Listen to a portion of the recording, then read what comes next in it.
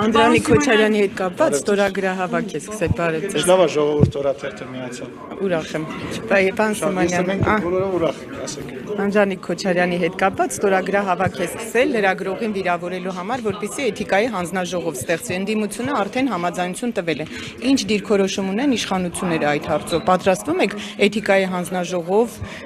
քննություն սկսել Անդրանիկ Քոչարյանի վարքի հետ կապված, որտեղ վերջինս անդադար կամ լրագրողներին է վիրավորում կամ ձեր թիմակիցներին, գիտենք, որ ներսում էլ կոնֆլիկտներ կան։ Որտեղից գիտեք, որ ներսում է կոնֆլիկտ։ Մամուլը ինչ ասես գրում, հա։ Գրում եք, որ ես ու Քոչարյան Անդրանիկը լուրջ հակամարտություն ունենք, հետո բարիշեցինք, հետո կռվեցինք եւ այլն։ Հակամարտություն ունեք։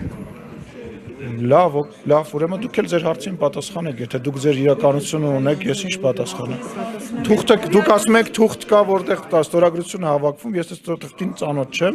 երբ որ այդ թուղթը կտեսնեմ, երբ որ խմբագրությունը, հեսա կպատասխանեմ, երբ որ խմբակցությունը կքննարկի, ես ձեր հարցին կպատասխանեմ։ Ես ի տարբերություն մեր ընդդիմադիր գործընկերների, որոնք պատրաստ են միջպետական խաղաղության համաձայնագիր քննարկել եւ գնահատականներ տալ եւ հարցազրույցներ տալ, ես չպատրաստ չեմ նույնիսկ այդ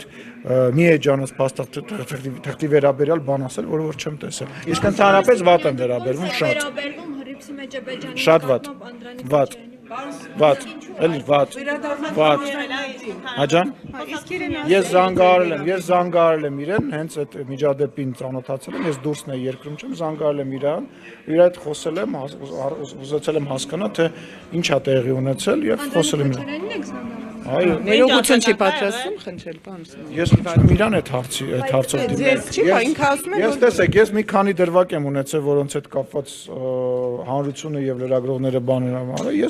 Ես ներողություն եմ խնդրել եւ ես համարում եմ, որ դրանով ես ել ավելի ուժեղացել եմ եւ կարծում եմ յուրաքանչյուր մարդով ներողություն է խնդրում, ել ավելի ուժեղանում է դրանով։